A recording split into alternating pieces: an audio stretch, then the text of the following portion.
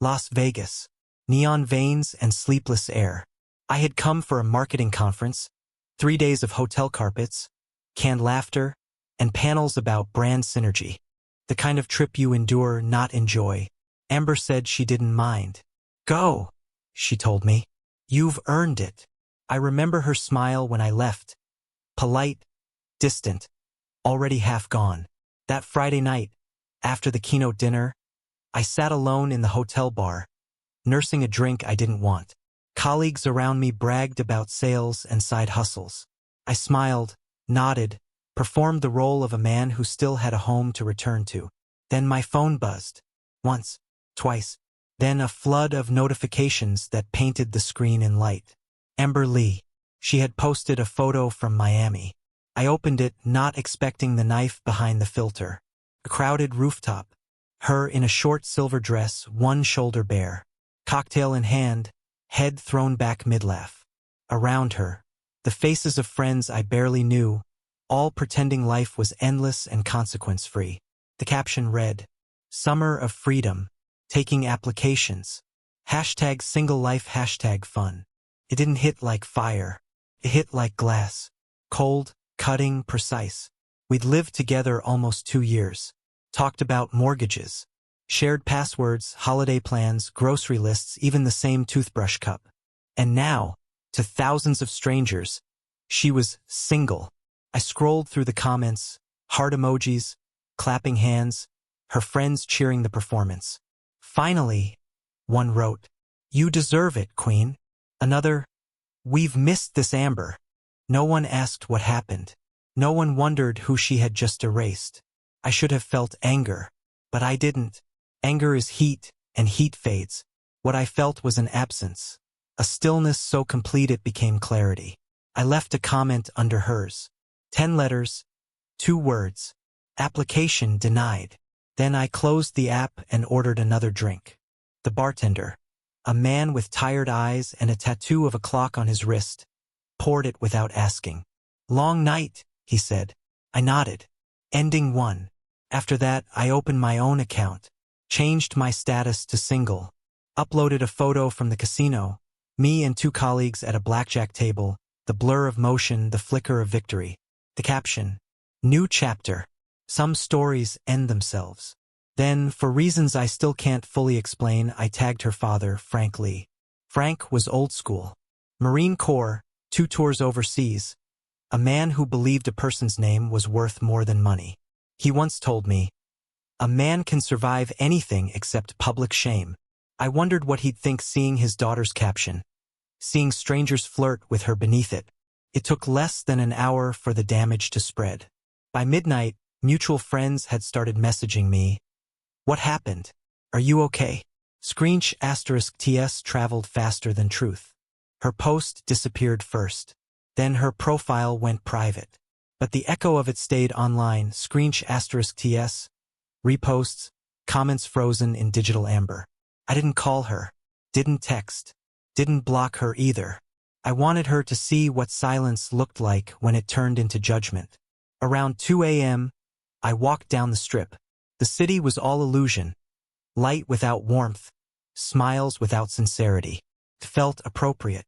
I watched tourists laughing under fake Eiffel Towers, couples arguing near fountains, and thought, this is what love becomes when attention is the only currency. Amber always needed an audience. She said the world felt smaller without one. I gave her comfort, but comfort doesn't photograph well. Stability doesn't trend. So she traded me for applause. Back in my room, I stared out the window at the red eye of the Ferris while turning slow in the distance. The city looked like a machine built to erase regret. I wondered if she was watching her own reflection somewhere in Miami, if she understood yet that a single post had detonated her own illusion. At 3:17 a.m., my phone lit up again. Her name. I let it ring until it stopped. Then it rang again, and again. I turned the screen face down on the table and poured another drink. I wasn't going to play her game. She had chosen the stage. I would stay in the audience and let the performance collapse on its own. By dawn, the messages had changed tone. From pleading to angry. It was a joke. You're being dramatic. Everyone knew it was a joke. But it wasn't. Nothing public ever is. The moment you let strangers into your private life, it stops being a mistake and becomes a statement. I posted once more before leaving for the airport. A photo of the sunrise over the Vegas skyline. The caption, "Freedom isn't free. Some people pay with silence." Then I tagged Frank again. The plane home was quiet. I didn't read, didn't sleep. Just watched the desert shrink below until it looked like ash. I imagined her waking up, scrolling through her notifications, realizing what she'd set in motion, realizing that the man she'd humiliated in public had answered her in the only language she understood, visibility. By the time I landed, my phone had filled with unread messages. Her friends, her mother, even Frank. Most said nothing of substance, just fragments of guilt disguised as curiosity. Amber's name wasn't among them. I didn't rush home. Instead, I drove the long way along the coast, past the cliffs where we used to stop and watch the water hit the rocks. The same place she once told me she'd never betray someone who stood by her. The same place I'd believed her. The irony wasn't lost on me. The ocean never apologizes for erosion. It just keeps taking until the shape of the land changes. People aren't much different. That night, I slept without dreams. The bed felt larger. The air felt clean. For the first time in months, there was no noise in my head, no doubts, no second-guessing. Just that steady, cold calm that comes when you finally stop trying to understand betrayal and start accepting its shape. Amber Lee had declared herself single to the world. I simply made sure the world heard her clearly. And as I turned off the light, I whispered into the dark, not with bitterness, but with finality. "You wanted freedom, Amber. Now you have it." When I landed back in San Diego, the air felt heavier. The ocean always carried salt, but that morning it tasted metallic, like endings. I drove straight home, passing the same palm-lined streets that used to feel like comfort. The house came into view slowly, my house. The one she'd moved into, the one I'd built from savings, sweat, and late nights. Her car was already in the driveway. That detail mattered. It meant she'd come home early. It meant she was waiting. Amber was sitting on the front steps when I pulled up, wearing one of my old sweatshirts, hair tied back, mascara smudged like someone had been crying for effect. Her phone lay face down beside her, a faint crack across the screen. The moment I stepped out of the car, she stood. "It was a joke," she said immediately. No greeting, no breath, just defense. I closed the door gently. "A joke?" Her voice trembled. "You know I post stupid stuff all the time. It didn't mean anything." "Then why did it look like it meant everything?" She flinched. For a second, I thought she'd admit it, the thrill of attention, the validation, the rush of being desired by everyone at once. But instead, she folded her arms and looked at the ground. "People took it the wrong way," she said. "You didn't have to humiliate me like that." I laughed, quietly, without joy. "Humiliate you? You announced to the world that you were single. I just confirmed it." Tears welled up. Real or rehearsed, I couldn't tell anymore. I was drunk. I didn't think. That's the problem, Amber. You never think past the click. Her expression hardened, the tears disappearing as quickly as they came. "You're overreacting." I stepped closer. Overreacting would have been screaming, breaking things, calling names. What I did was respond with facts. She shook her head. "You don't understand how the internet works." "No," I said. "You don't understand how respect works." Silence. Just the ocean in the distance and the faint hiss of wind through the palm leaves. "Please," she said finally, softer now. "Can we talk inside?" We did. The house smelled like her perfume, faint and fading, the scent of something that once promised warmth. I noticed the half-empty wine bottle on the counter, 2 glasses. She must have had company while I was gone. That, too, was an answer I didn't ask for. We sat across from each other at the kitchen table. I didn't raise my voice. I didn't accuse. I just said, "You made a choice. I'm only respecting it." She tried to argue, but her words tangled. "It wasn't a choice. It was a mistake. Everyone makes mistakes. Some mistakes you make in private," I said. "Others you broadcast." Her hands trembled. "I'll delete the post." "It's already deleted," I said. "But the internet doesn't forget." "Neither do I." That was when the anger cracked through her calm. "So what, you're just done? You're going to throw everything away because of one post?" I looked around the room, at the framed photos, the furniture, the quiet weight of 2 years. "You already threw it away. I'm just cleaning up." She went still. That stillness before panic sets in. "What does that mean?" "It means," I said, "you have until Monday morning to pack your things." The words hung between us like smoke. Her face drained of color. "You're serious?" "I've never been clearer." Her jaw trembled. "The house is ours." "No," I interrupted. "It's mine.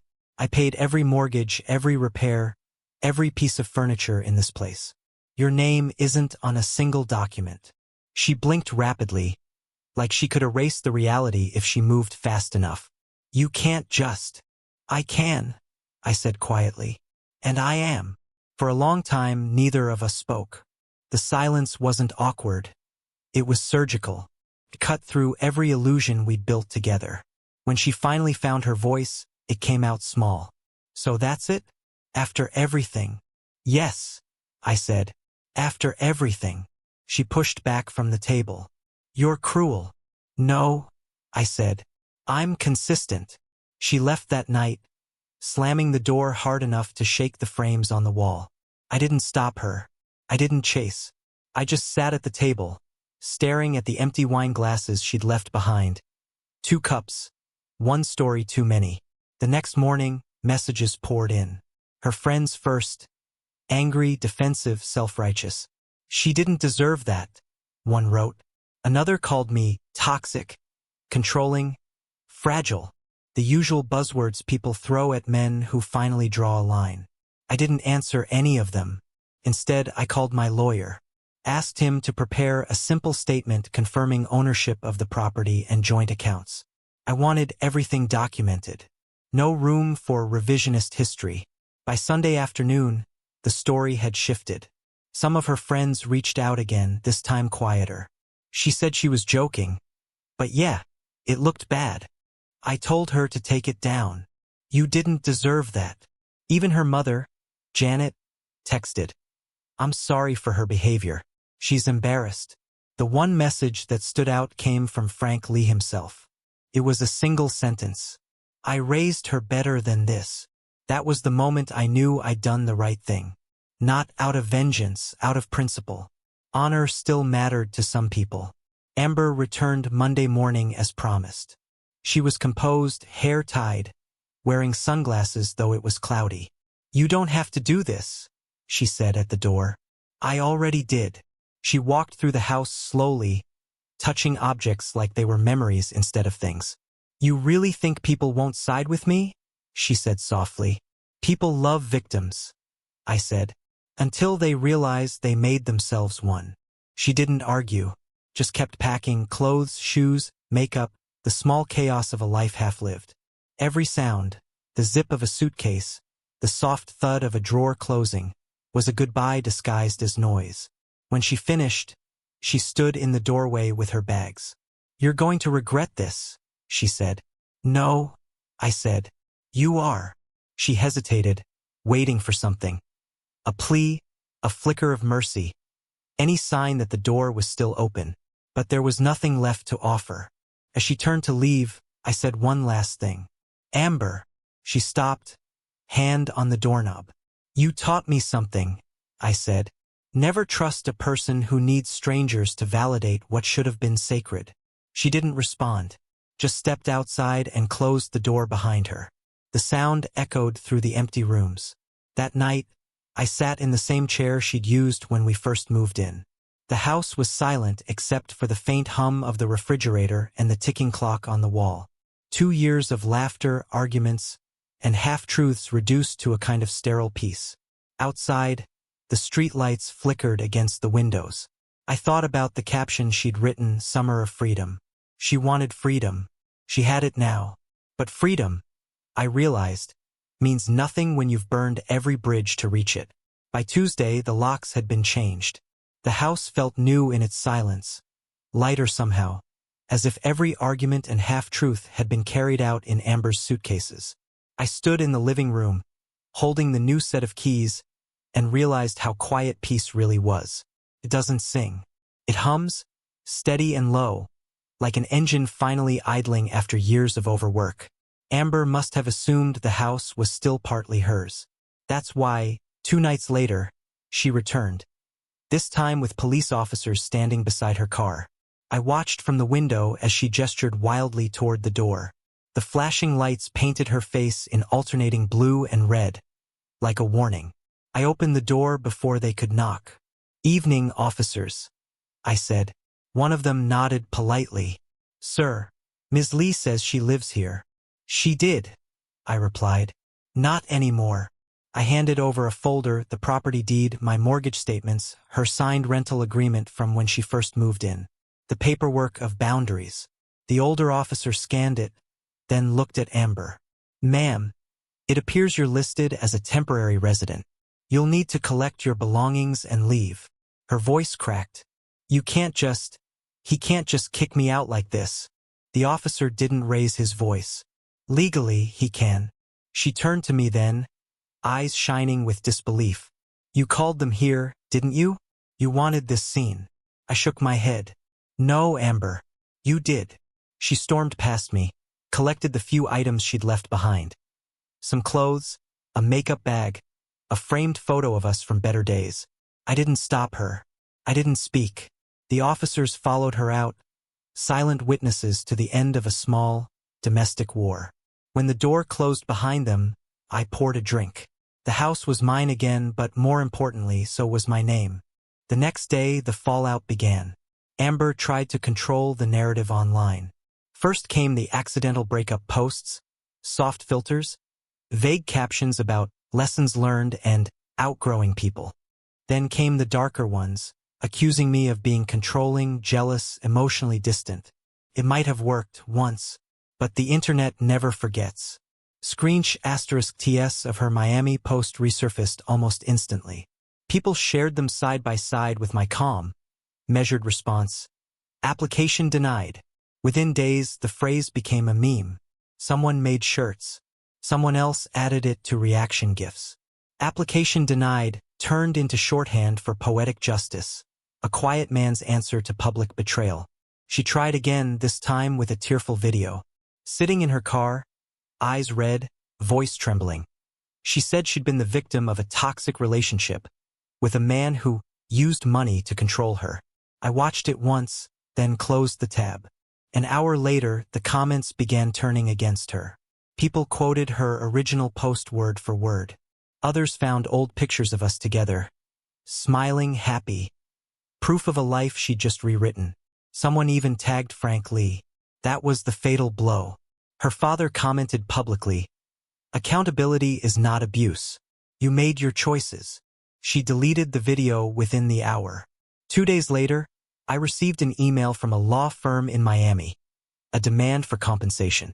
They claimed I damaged her public image and caused financial loss to her influencer brand. They wanted $30,000.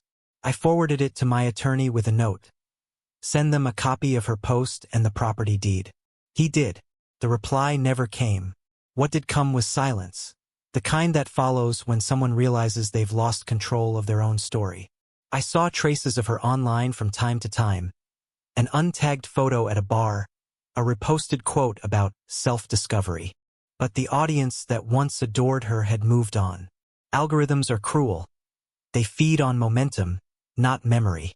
Meanwhile, my life kept moving forward. Work thrived.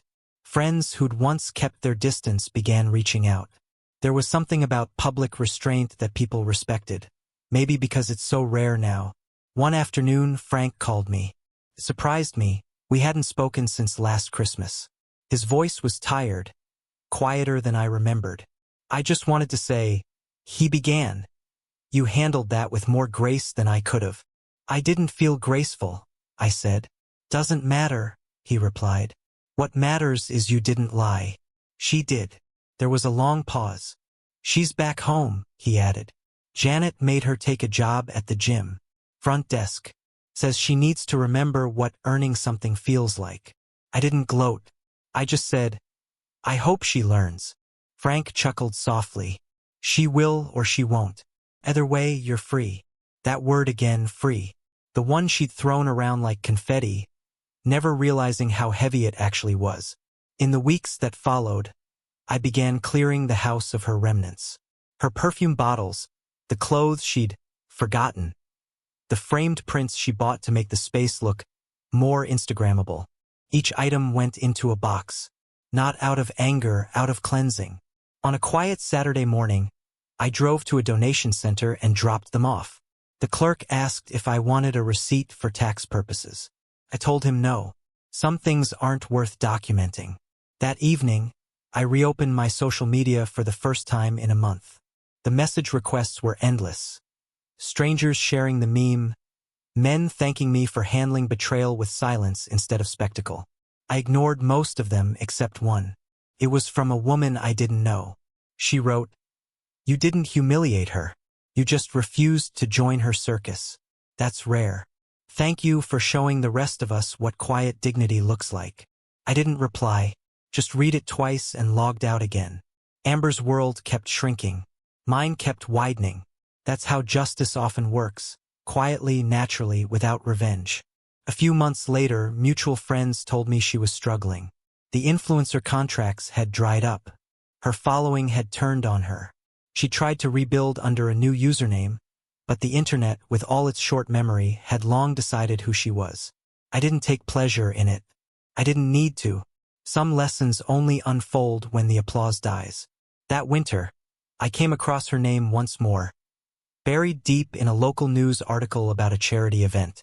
She was listed as a volunteer, no longer a guest of honor. Her smile looked smaller, her eyes dimmer. I closed the page. There was nothing left to feel. People say revenge is best served cold. I disagree. True revenge isn't served at all. It's simply lived. It's the steady, ordinary peace of moving on while the other person drowns in the noise they created. That night, I walked through my house, and paused by the window. The ocean was a dark mirror, the waves whispering secrets no one could post, tag, or share. For the first time, I didn't think about Amber at all.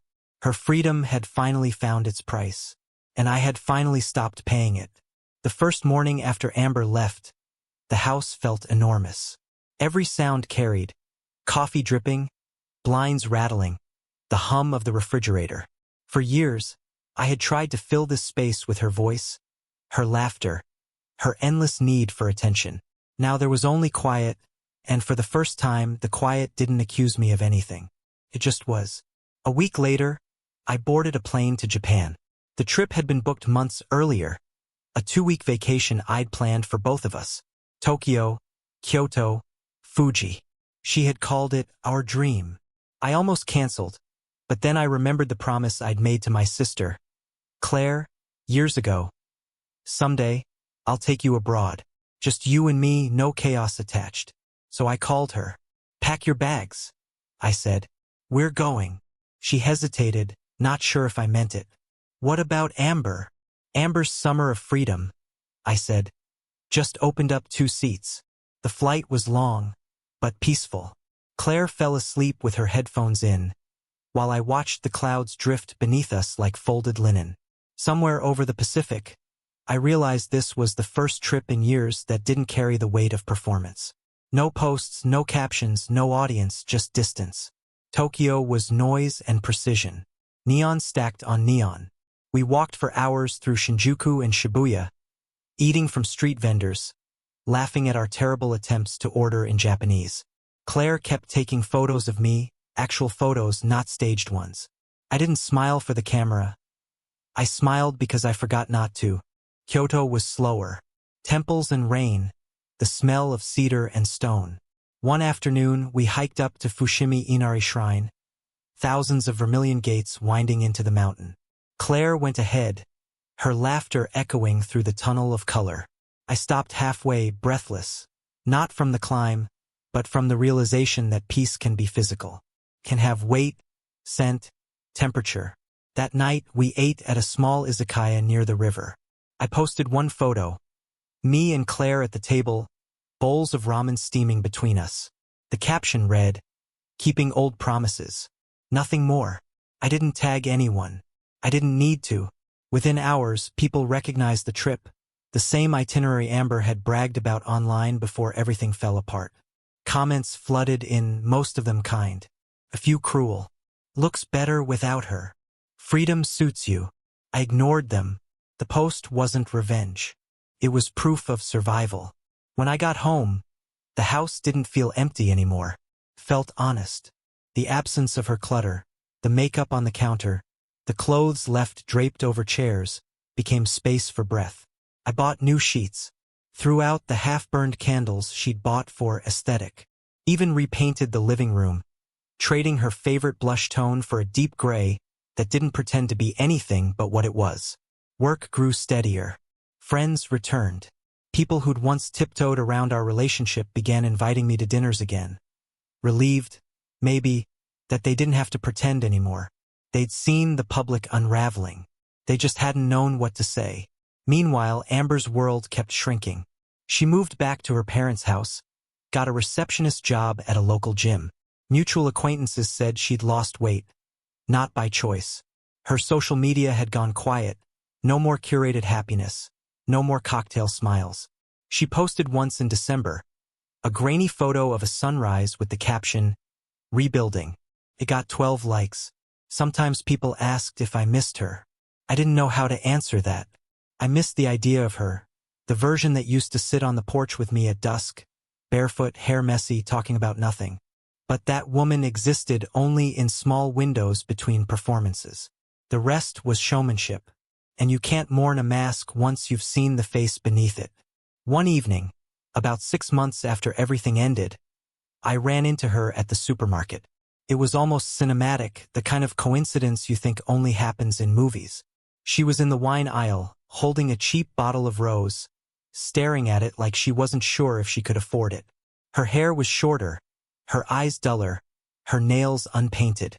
She noticed me before I could turn away. For a heartbeat, neither of us moved. Then she gave a small nod, polite, almost shy. I returned it. No words, no anger, no longing. Just two people acknowledging a history that had finally stopped bleeding. She placed the bottle in her cart and walked past. Her perfume, a faint, tired echo of what it used to be, lingered for a second, then vanished. I stood there, surrounded by labels I couldn't read, realizing how utterly complete the ending was. When I got home, I poured a glass of good whiskey and sat by the window. Outside, the city lights trembled in the sea air. For the first time, I didn't replay our arguments or rewrite the past in my head. I just let silence sit beside me like an old friend. People love to say closure is a myth. They're wrong. Closure is simply the moment you stop waiting for an apology that will never come. I thought of Frank Lee sometimes, of the old Marine who believed honor was a straight line. Maybe he'd looked at his daughter and finally seen the curve of consequence. Maybe not. Either way, I had kept my own line straight. Amber once told me she feared boredom more than pain. That's why she chased excitement, why she needed an audience. I used to think that was tragic. Now I think it was honest. Some people are wired for chaos the way others are wired for calm. And me? I learned that calm can be earned. You buy it with boundaries. You protect it with distance. In the months that followed, the phrase "application denied" stopped haunting me. It turned into a private joke between Claire and me. Something we said when we saw people chasing validation. "Another application," she'd tease. "Denied," I'd reply. And we'd laugh. Real laughter, not the kind you perform. Spring came again. The ocean warmed. The light shifted. And one morning I realized I hadn't thought about Amber in weeks. Not with anger. Not with nostalgia. Just absence, the good kind. The kind that means you've survived something that used to define you. Sometimes, before bed, I'd scroll through old photos.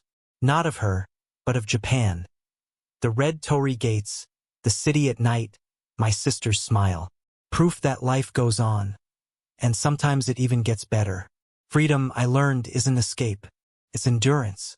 It's saying no when the world demands you stay broken for the sake of someone else's comfort. She got what she asked for. A summer of freedom. Only freedom, for her, turned into emptiness. For me, it became stillness. A clean slate.